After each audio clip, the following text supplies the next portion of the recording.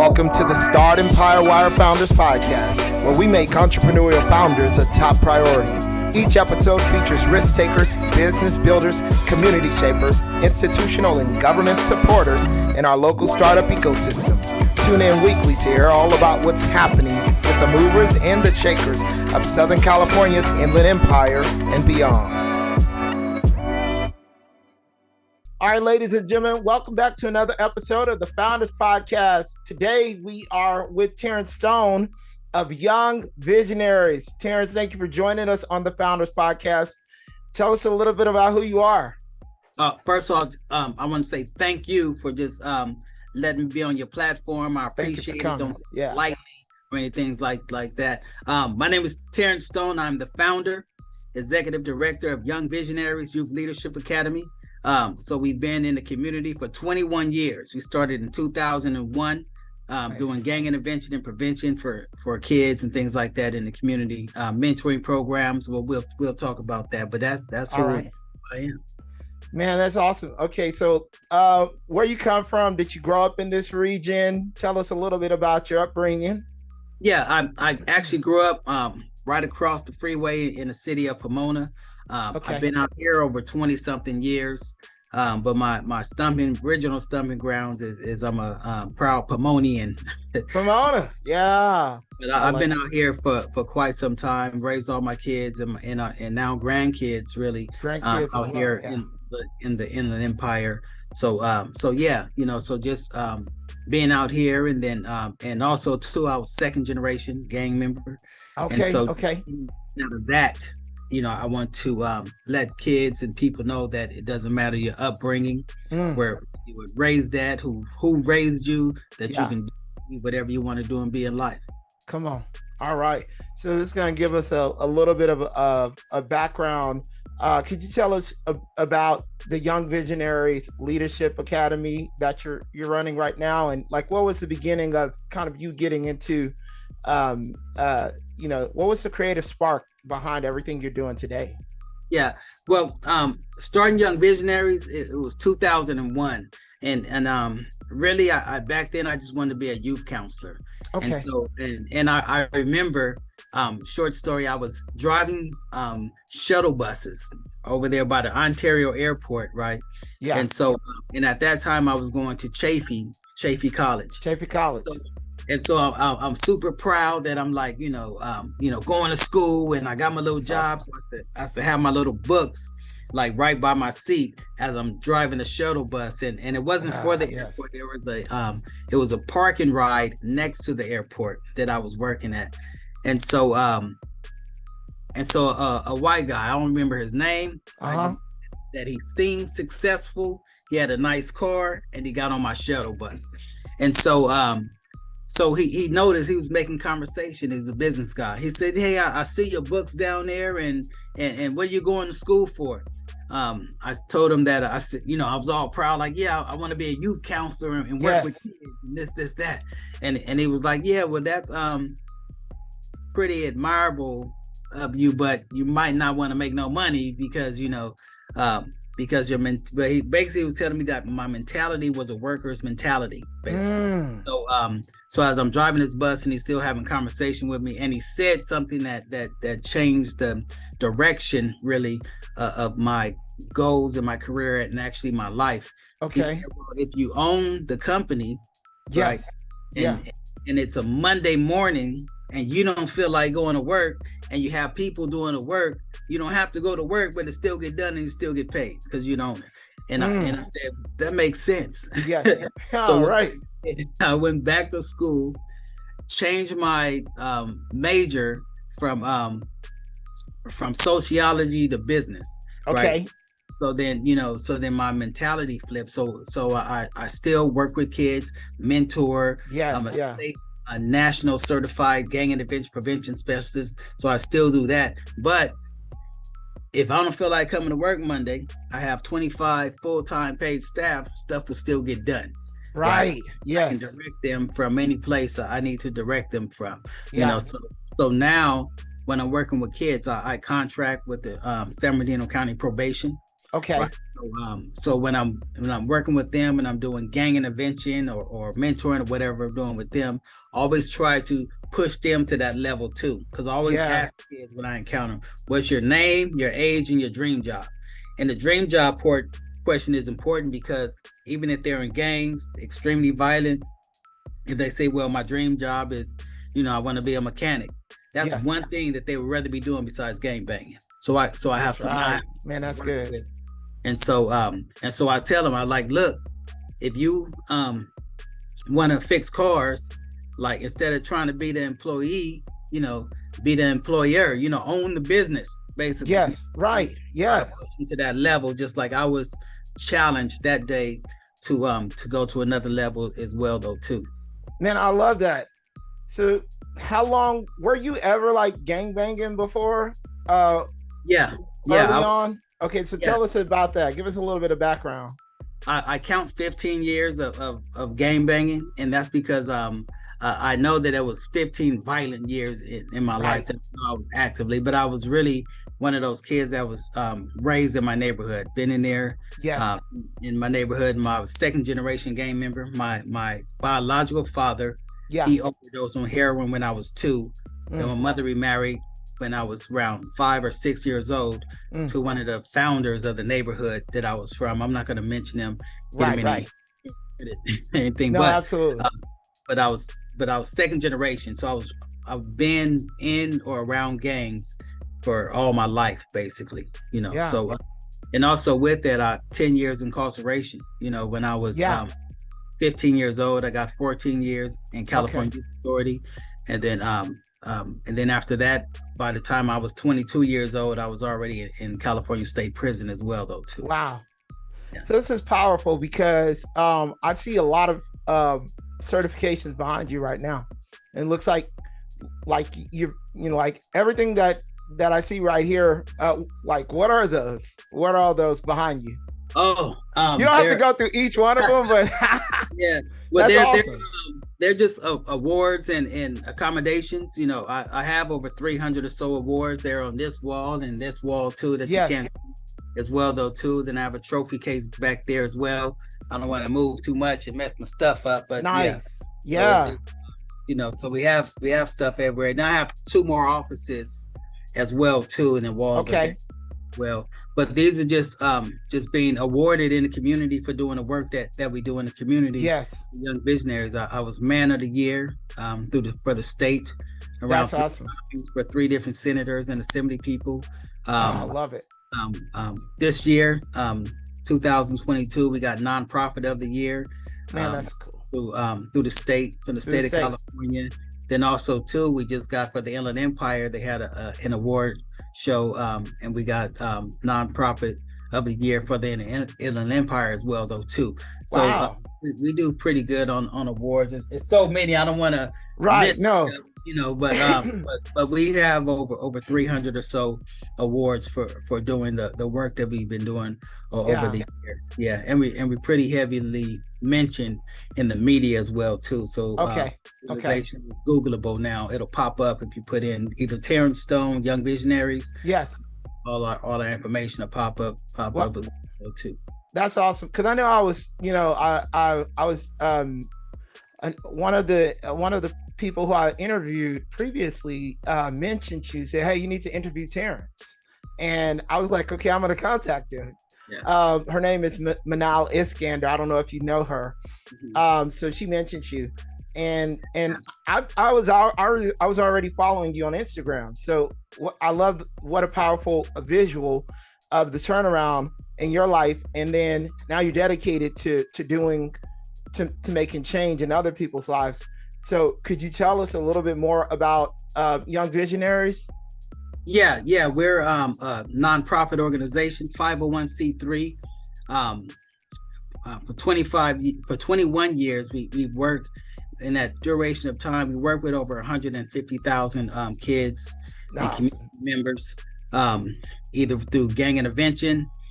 We have a strong violence intervention prevention team that goes out and works in the communities. We have a contact with the hospital. So they're in there. Someone gets shot. We have people right by their bedside. We work with with the contract with the city of San Bernardino as well too, and it's funded through the state of California. Then we also have a workforce development program. So just today and all week we'll have our forklift training program. That's awesome. Supply chain logistics. So we're training people in forklift training so they can understand the forklift, get on the forklift, get their OSHA certifications and things like that. And so we also have a great mentoring program as well. So and with that program, we have a whole bunch of different kids all the way from San Bernardino area to the high desert that's in our mentoring program as well. And our team is doing an awesome job with those kids in the mentoring program. And then we also do mental health. We have a mental health program. Mental health, okay. The SMART program. The SMART program, it's funded through the County of San Bernardino, and it stands for Successfully Motivating African Americans through Resiliency Training. So our mental health program is targeted specifically for our African American community to give them mental health awareness. And if they need a therapist, we have therapists on site, on staff as well, though, too, to help kids through therapy sessions and things like that as well. Right. Yeah. Then we also do through Young Visionaries, we have a large community outreach and engagement program.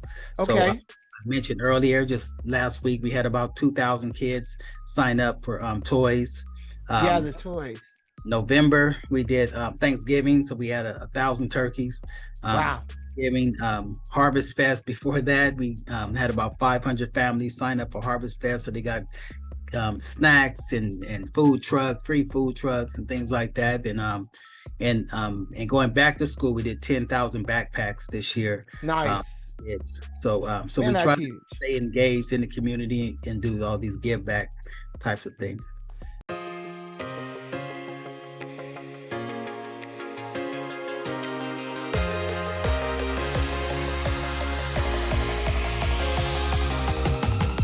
The Inland Empire startup ecosystem industry is tremendously fragmented. A few top-tier hubs, San Francisco, Los Angeles, and San Diego, are well covered by media, events, and data platforms. Finding reliable information relevant to startups or the tech industry in the Inland Empire is extremely difficult. As a result, startups can't scale fast enough. Investors are having a hard time finding the right deals, and corporates can't find the right companies to partner with for their innovation activities. Startempire Wire, the leading Inland Empire startup publication, is providing the Inland Empire startup ecosystem with the most accurate, engaging business and financial data, events, and news. Our reach of entrepreneurs, C-level executives, angels, VC investors, startup employees, key management at innovative corporates, and big tech is the solution for your B2B or B2C needs. As we build out our platform, we're looking for partners. This is your opportunity to get in on the ground level. If you're looking to align yourself with the local and growing startup and tech ecosystem of the Inland Empire, we have created the platform to get your name noticed and the opportunity for you to grow the recognition of your brand. Contact us today for availability and pricing options. We look forward to our partnership with you.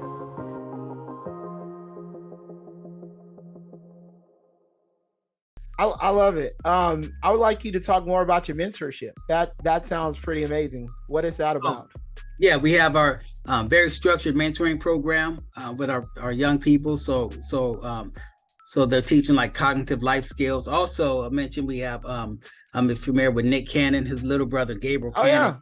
Yeah, Gabriel Cannon has been working for us for probably about 8 years or so. Doing mentoring. And so with him, like, because he's not in the music industry anymore, but he still loves the arts.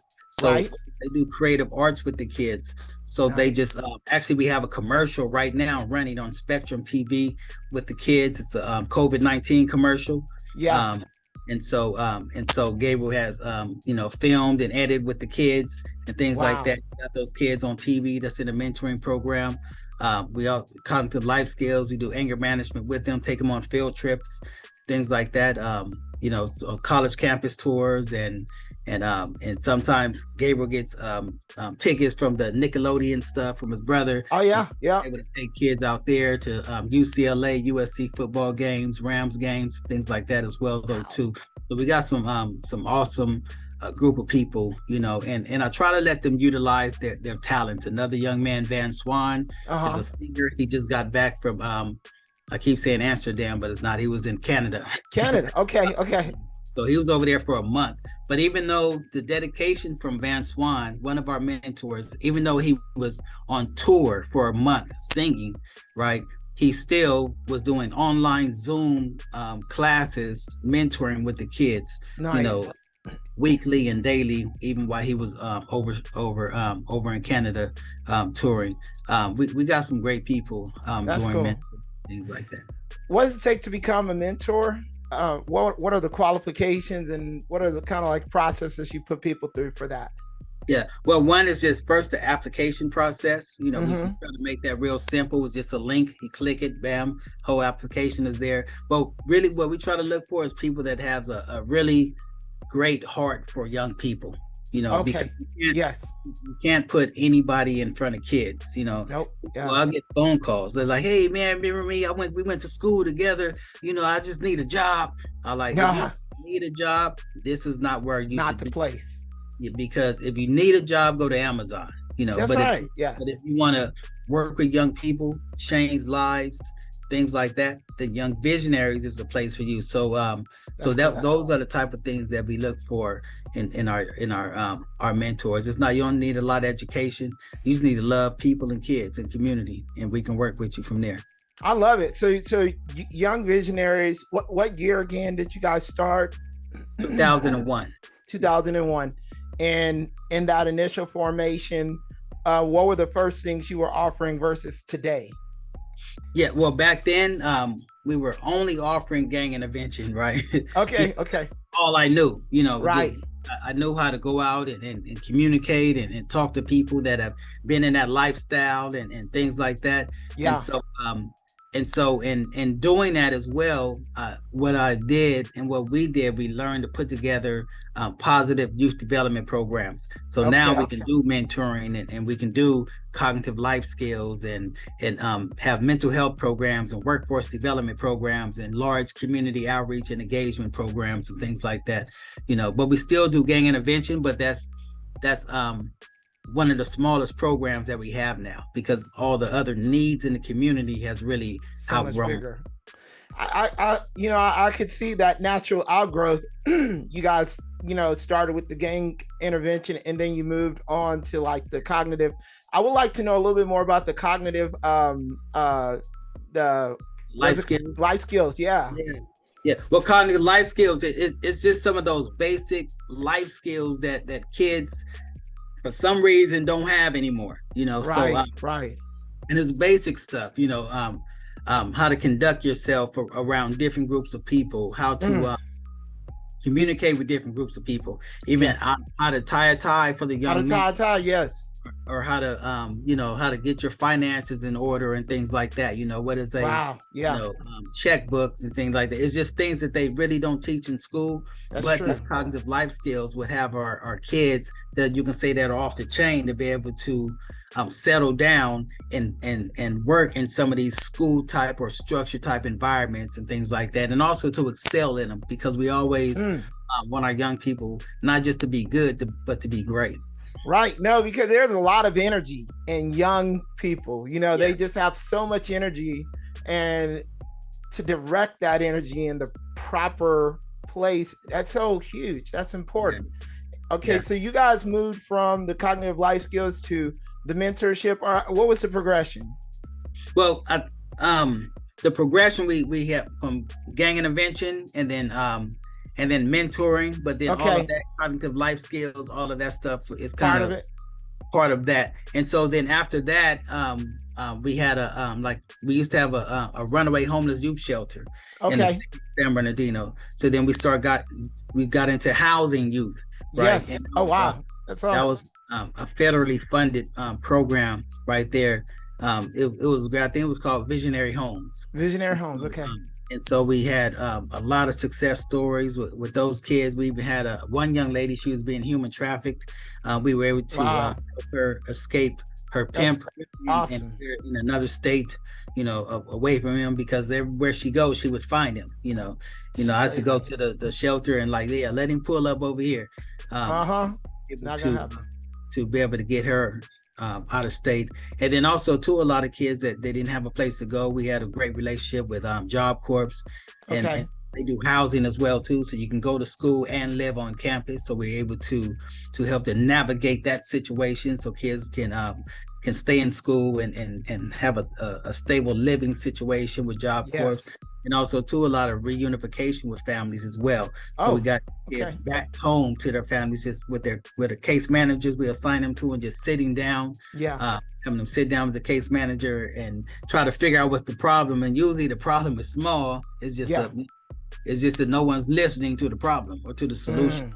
And so having them sit down with that. Then also with our mentor program too, we've had kids that they were doing good in school, actually got accepted in college. I remember one young man, he got accepted in college, but because his family dynamics, he didn't have anyone to drive him up to the college, so just to do orientation and things like that. So my mentors jumped in a vehicle, put him in there, and drove him out to the college, so that he was able to have some support there from his mentors, as he was checking in college and living on campus and things like that as well.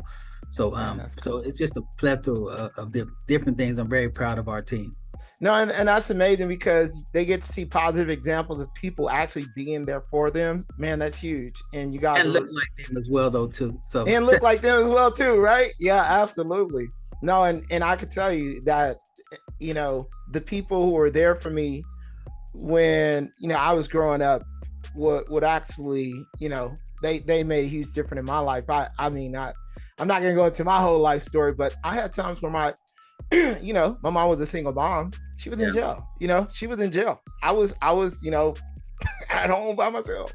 So yeah, a little bit of this is awesome. So, okay. So now we talked a little bit about the growth. Nowadays, what are you guys most urgent needs? Well, right now we're actually in the process. We're building a community resource center downtown San Bernardino. Nice. Address is 604 West 4th Street, right downtown. Okay. Right across the street. If they're familiar with San Bernardino, we're right across the street from the old Carousel Mall and the California Theater. Area. And so I go over there every day, because they're in there just building, putting up walls, and I can't wait till the go up and everything. And so over there, it's going to be a community resource center where we can have structured groups and a safe environment for kids. Right. And working in our partnership with Chic Shoes. So they're gonna so that area is gonna be called the Chic Impact Center. Chic Impact Center. Wow. So they're gonna put a basketball court in the parking lot for the kids, and with bleachers and things like that. We can have 3-on-3 tournaments, or kids can just come play, things like that. They're gonna put a giant shoe store right there. But just over there, we just in need of just furniture. We want to furnish the place. Okay. Yeah. So I refuse to do all that work over there and try to make this a fantastic place for young people and have garbage furniture in there. Right. No, that makes sense. Yeah. So they'll be in there, computer labs, and it's going to be we're trying to put together a beautiful environment right downtown San Bernardino. That's pretty. And feel safe, secure, but also just feel proud that they're in a nice environment, to get stuff done. Okay. And who has access to this? How do they get access once it's gonna be once it's complete? What is the purpose of it again? Yeah, it'll be kids in a program. So we're gonna have structured programming there. So so life skills. So they can come there, basically. We're going to do we're going to move our workforce development program over there as well, though, too. So they go in there and learn workforce development skills. We're going to have a whole wellness area in there for mental health and things like that. So our therapists will have a room over there so they can work with young people, and our other staff that are working with our I forgot our SMART program. The SMART program. Okay, Yes, okay. Mental health program. Right. So I just want to make sure that they have a safe space and a great environment. So when they're working with young people, they can it's cool. It's a cool vibe in there. Yeah. Too. So kids can just get in the program, whether it be mentoring, mental health program, the SMART program, workforce development, whatever program that they're attached to, they'll have access to go in there basically, so that we can make sure, because our goal is to make sure that for one, the kids are safe, and not only that they are safe, that they feel safe. Feel safe. Yeah. What are the typical timelines of your programs that, the different programs? You got the mentorship, you got the SMART program. What are the timelines of these programs? Are there graduations as well? Yeah. Every program has a graduation. So for instance, we contract with the juvenile hall in San Bernardino County. And so I do the gang intervention in there. That program is 24 weeks. 24 weeks. Okay. And so we also, and like our mental health program is around 12 to 24 weeks as well. Yeah. But we also have mentoring programs that can go up to 24 weeks, but they're also can go as low as 1 week. Oh, okay. With them, yeah. This is cool. So, do you guys track recidivism in some of these programs? Like, say if someone comes in, do they go back? Yeah, we track. I'm a data freak. Some reason I just got big on data, which is good. That's and good. I want to say to people that if they're working on or trying to start a program or just trying to get their program off the ground, it's probably not moving or it won't move as fast as you want it to move or go as fast as go if you don't do data. I love that. I would love you to tell us some data points that you're tracking pretty regularly. We track everything. We track their participation, their how many times they come to class, how many times that they miss the class, what classes are they taking, their demographics, what area did they come from, geographically, their race, gender. We try to track all of that. All but of it. Day, it'll look like nice. Wow. Right. So how often do you run the reports? These are live reports. So this was just live. Monday. This is just 6 months. So in 6 months this year, we worked with already 912 kids.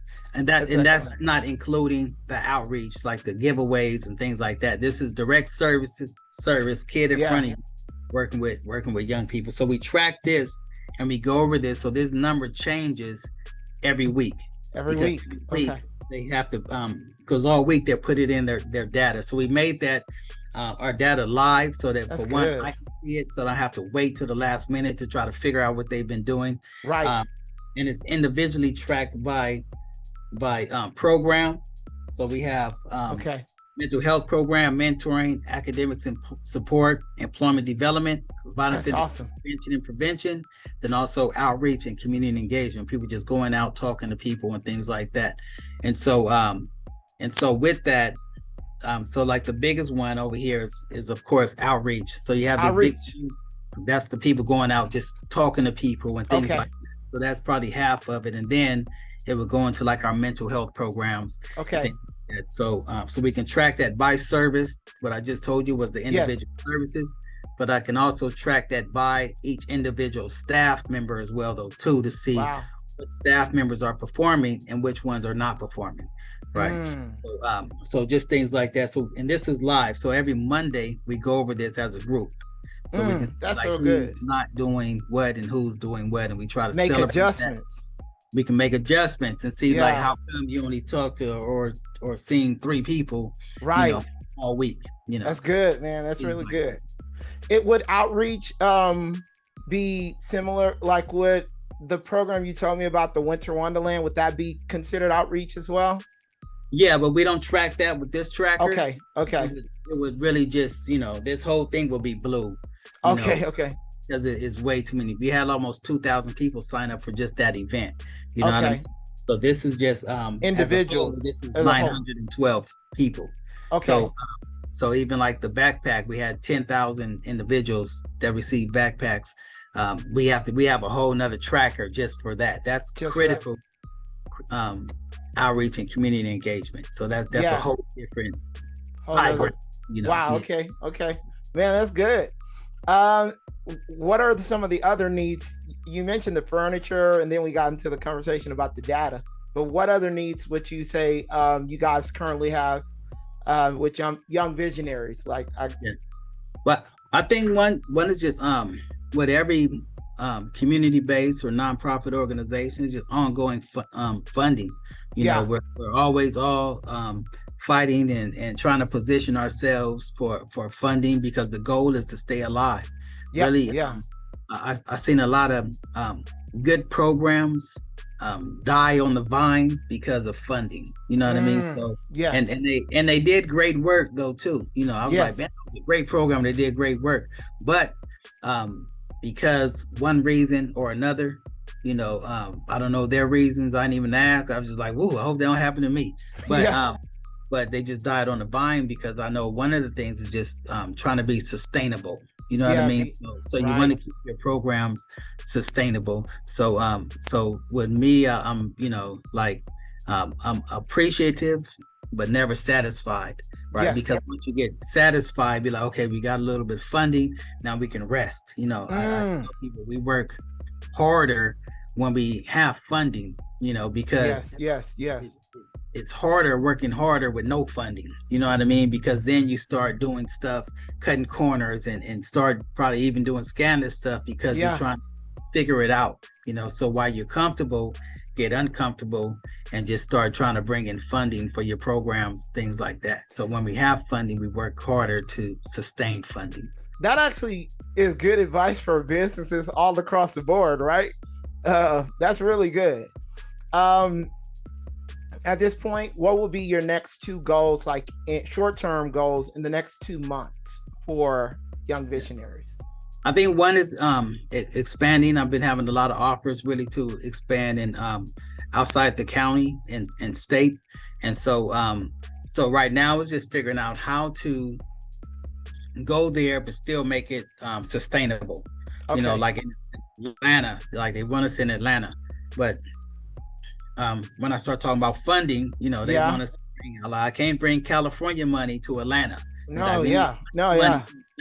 So then I have to explain to them just about sustainability. You know what I mean? Like, okay, like we can do a pilot program for 1 to 2 years, but then if we want to keep going, how will we sustain this program? Basically. That's right. So one is an expansion. We really want to, you know, I have a really aggressive grant writer, you know, and she's like, okay, but let's go over here. I'm like, well, slow down, you know, but she sees the work that we're doing and try to get into these different areas. But I just want to make sure that we have also good people out there that can, you know, that can hold down the brand and keep it going and things like that. Too.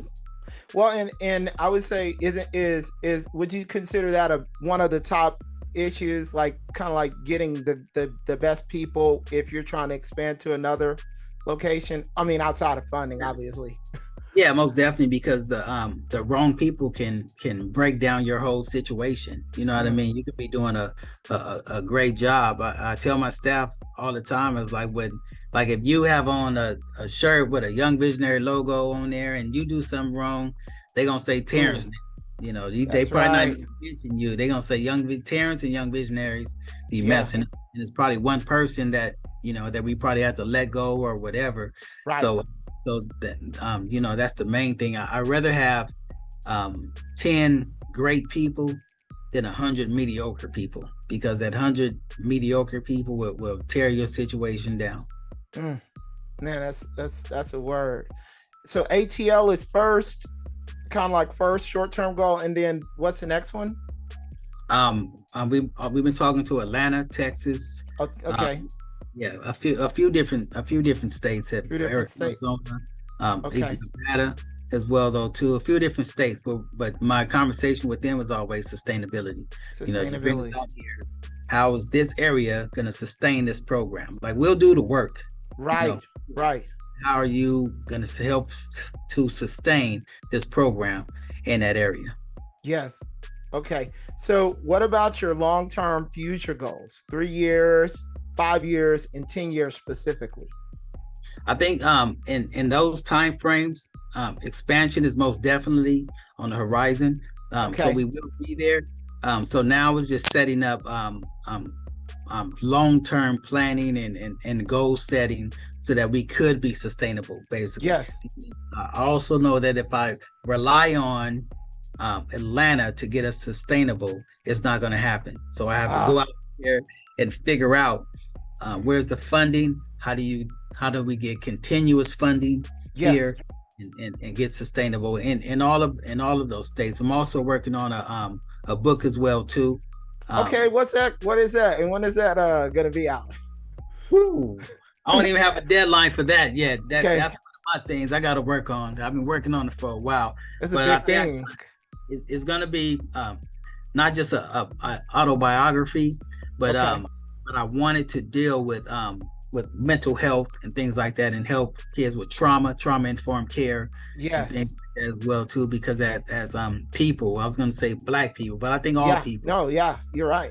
We deal, depending on your situation, we deal with a lot of trauma, but we haven't dealt with that trauma. You know what I mean? Just growing up. So then it comes out in different forms and fashions and things like that. So even just working with my kids doing gang intervention, I try to address or have them address your trauma. Let's go through, when you grew up, what was it like, basically, Yes. A lot of them have been through a lot of unaddressed trauma, especially as men or Black men. They just tell us just to push it to the side and just keep going, basically. And we've been trained to do that. But then when that trauma comes out, we end up in handcuffs or something because it comes out negatively. So just trying to teach young people to, that first let them know that almost everyone has trauma. Yeah. Probably 9 out of 10 people has been through some type of traumatic experience in life. And so, and that's okay, but let's figure out how to deal with that trauma, so that your hurt is not hurting other people, basically. That's good. Yeah, and it won't hurt their dreams either too. Because other people is huge, and you need to be able to treat them as well as you treat yourself. I think, I'm not trying to go into all the trauma stuff, but I think if a person doesn't care about themselves, they have nothing to lose, they're more likely to do something, Yeah. And so or if they don't, it's probably not even that it's probably the trauma that's blocking that would feeling seem like care, because care really different to different people. His perception, the perception of it. Yeah, you're right. So, no, you're right. Yeah. So it's just and the thing but we're not dealing with our trauma. You know what I mean? We're just living with our trauma. You know.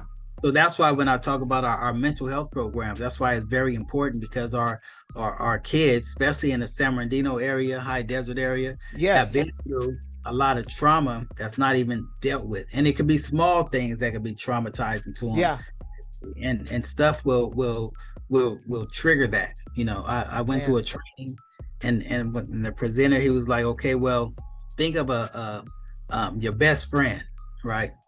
And then think of the best place that you can be with your best friend, eating the best food that you can eat with your best friend. Doing the best thing that you can do with your best friend. Now imagine that your best friend died eating that favorite food, favorite place.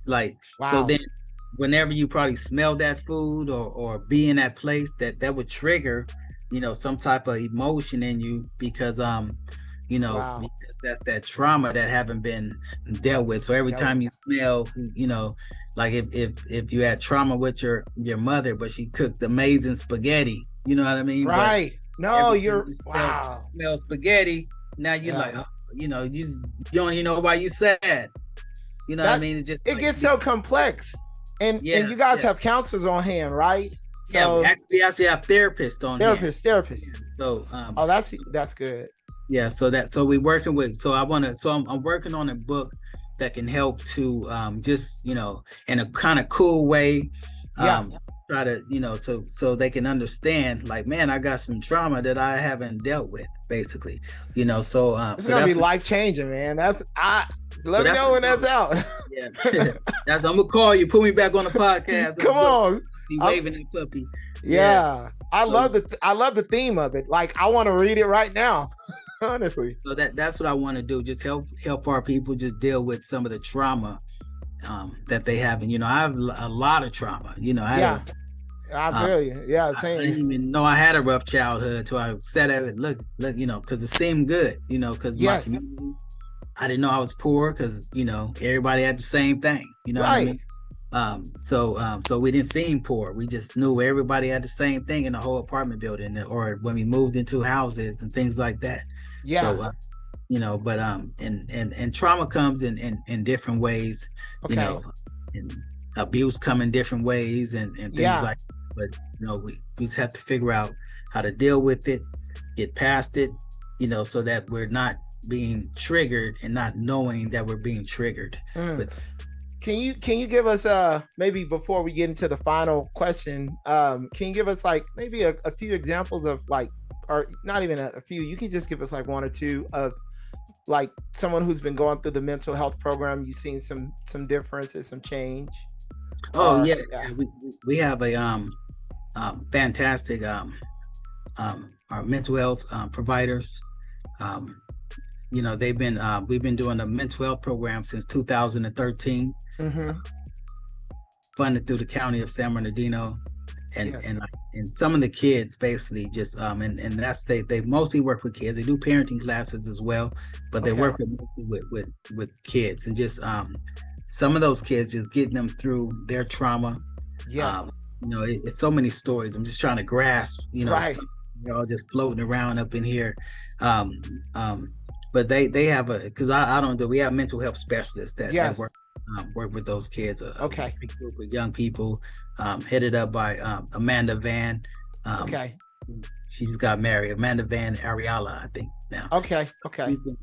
She's a licensed clinical social worker, graduated from USC. Wow. She's been with us since about 10 years now, 2013, almost 10 years.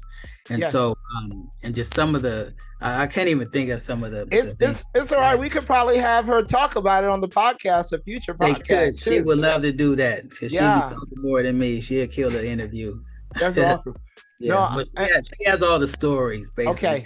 I haven't worked with except for the kids, juvenile hall kids. I just communicate and put stuff together. Administrate. And I have like around 25 full-time staff that get stuff done in here for me now. This is powerful, everything that you're doing. Where would you see yourself in 10 years? Because I think we covered 3 and 5 years. Yeah. Well, myself, Young Visionaries. Yeah. Well, Young Visionaries, we're about positive expansion. So in 10 years, we should not be where we are right now. Like I said, we're already building a community resource center downtown. It's going to be incredible. And then we can probably duplicate that outside of the county and hopefully outside of the state as well, though, too. So I see us growing at our highest potential. I think we were in close to like 50 schools. Wow.